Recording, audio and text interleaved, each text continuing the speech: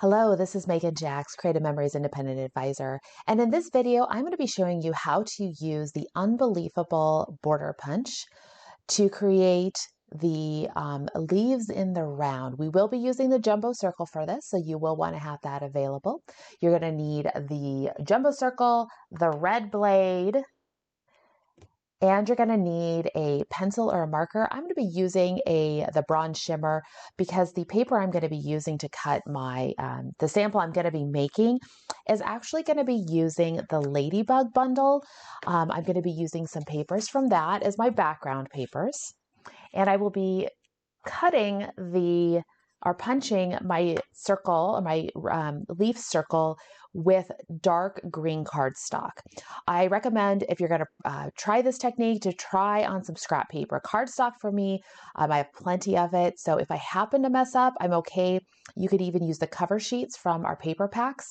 Just practice to get you started before you go cutting either cardstock that you don't have much of, or before you start punching your designer paper.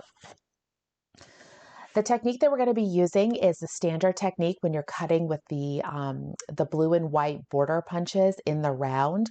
So this is our jumbo circle centered on our cardstock. So I'm going to center my cardstock on my cutting mat, and then I will be centering my jumbo circle on that paper. We'll be using the red blade on the outside edges, and then we're going to be trimming this or marking it every 30 degrees. So I'm just going to write that here in the middle, 30 degrees. That's what we're going to be marking after we cut. And you can see this bronze shimmer is going to let me see what I mark. Now, if you're using designer paper, you're going to want to work from the back side of your designer paper so that your markings are on the back side. This is will become the back side of my cardstock wreath so that the bronze shimmer pen doesn't show through. So as I mentioned, I'm going to double check that I've got this centered. If you need help marking your template, you can see here I've got all sorts of dots marked on there. I do have videos and tutorials on how to mark your jumbo circles. I'll link those in the description below. And here we go. I like to center it only because then it just leaves me, if I want to use some of the scraps of paper. When you're working with the jumbo circle, it can also just help make sure you're going to have plenty of room. Red blade, outside track.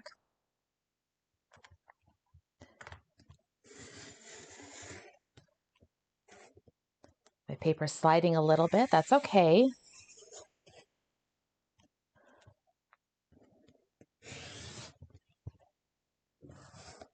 All right, there we go. I'm going to leave my circle in place while I remove the outside scrap. Now I have the inside of my circle marked. I have it every 30 degrees. So every 30 degrees is going to be the face of a clock. So I could come up here essentially at noon, 1, 2, 3, and then all the way around here, 6, 7, 8, 9, 10, 11, and I've already got 12. So there you can see I have those marked. Now for this particular one, the first sample that I made, or the first demo when I made it out of the hot fudge cardstock, I only did these inside tick marks. And I felt that I could have maybe used a little bit more help when punching. So in terms of lining things up. So what I'm going to do is I'm going to grab my ruler, and I'm just going to come in, and I'm not going to connect all the way through the middle. Really what I want to do is I just want to draw some straight lines out to the outer edge. So I'm coming in and just drawing the straight lines to the outer edge. The reason I'm doing that is it will become apparent in a short bit when we actually look at the punch itself.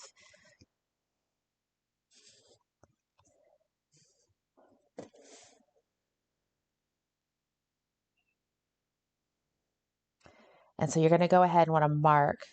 Just give yourself that reference point.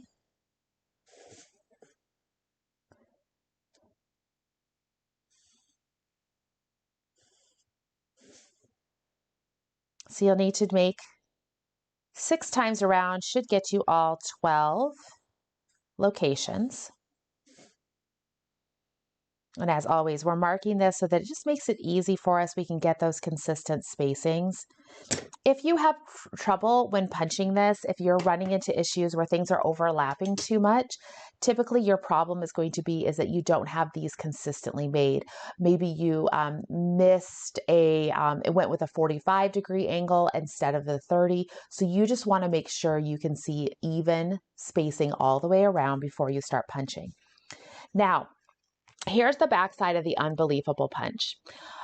To mark the middle, the easy way to find the middle of this is you're actually going to see where there's the spots here where the punch piece comes down, or the punch, these outside points, they kind of come down and meet into the middle. You can see that they kind of come into a valley at the top and the bottom. So what I did is I just took a Sharpie and just went up and marked where those pieces are. That's actually going to make it easy for me when I am lining my paper up. I'm going to go from the back side here. I'm going to feed my paper in, and right there, I can see where it's coming in. That straight line, I want right all the way up to the middle. So see how you can see that line goes right all the way there? That's what I'm looking for. I'm also going to just double check that I'm even on side to side. The first punch is easy to do. Just go ahead and punch it. Now, the next punch is you're going to want to make sure that you're lining up with this bottom, what's going to become a ball, the bottom circle. So you can see here on this edge over that side, the left side of my punch, when I put my piece in here, I'm going to line it up in the middle, and I'm also going to check this left side edge to make sure that it's lined up there. So you just have to finagle it a little bit, rotate it if you need to ever so slightly. I'm just looking for those edges. So I'm looking for things to be lined up here in the middle, and I'm also looking for it to kind of be lined up on that edge over there. That looks pretty good.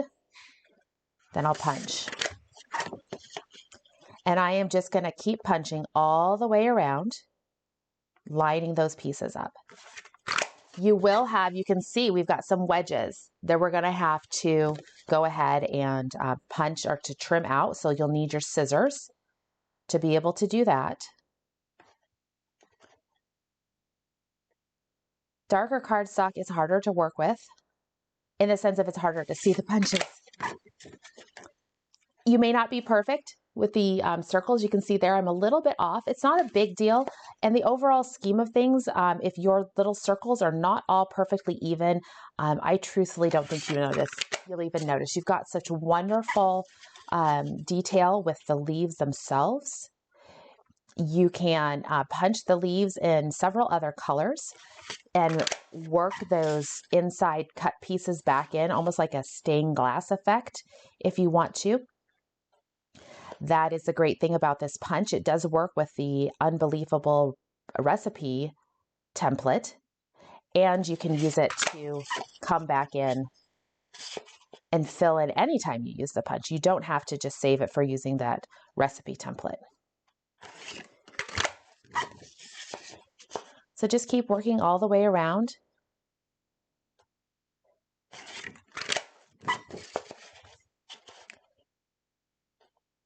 I can definitely tell you these longer lines are making it much easier.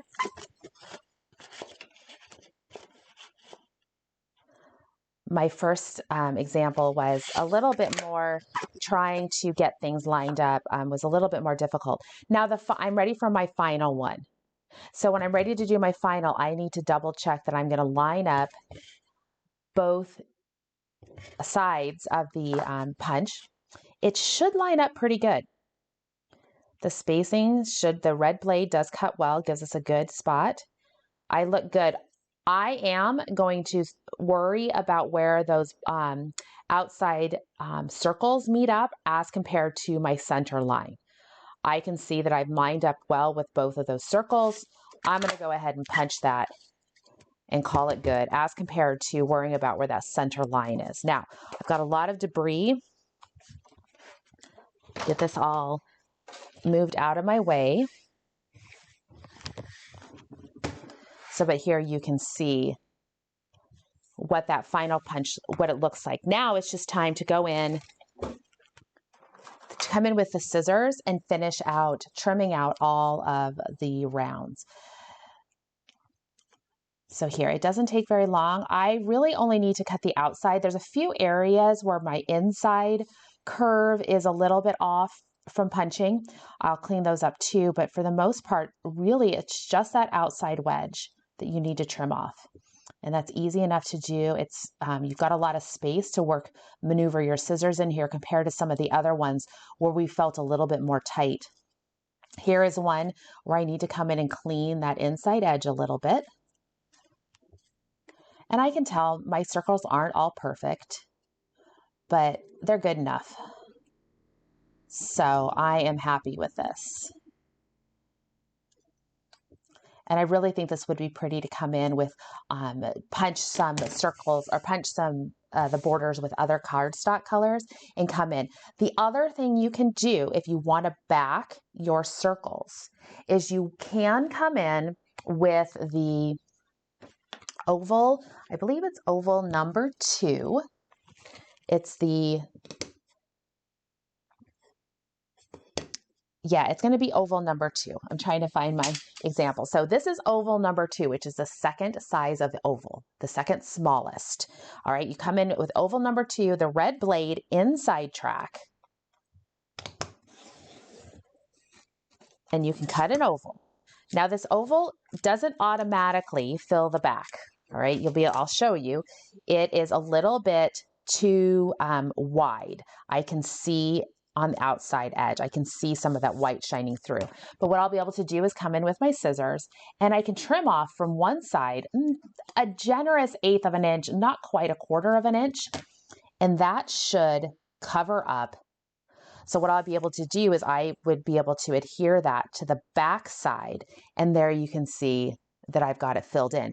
That is what I did in my initial sample using Setup Camp. I came in with some cider colored orange and cut out 12 of those circles, or ovals. I trimmed off that little bit of that outside edge. It was really quick and easy to do. And then I adhered them to the back to kind of fill in those pieces. That particular technique worked really well for this particular layout because I wanted to have those, I have a little bit of a busier background paper. I wanted to have those leaves all filled in. But for this particular one, I'm not sure if I'm going to fill in my leaves. I figured I would put this all together, and here is my papers that I was going to work with.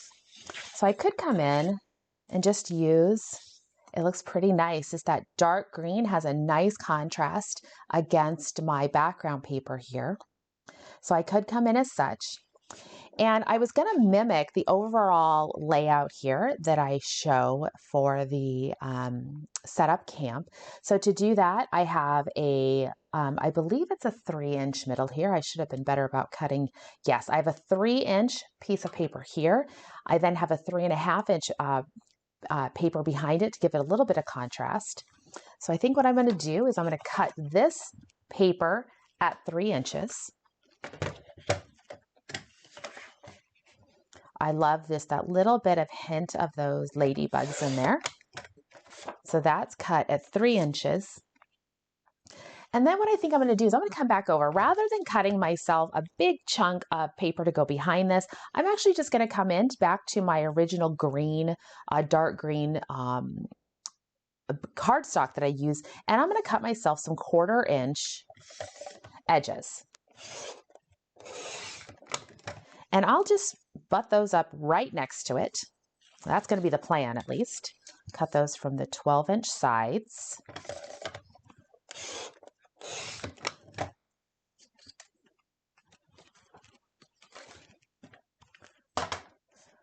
And we'll do just a dry fit now. I still may decide that I want to back the leaves.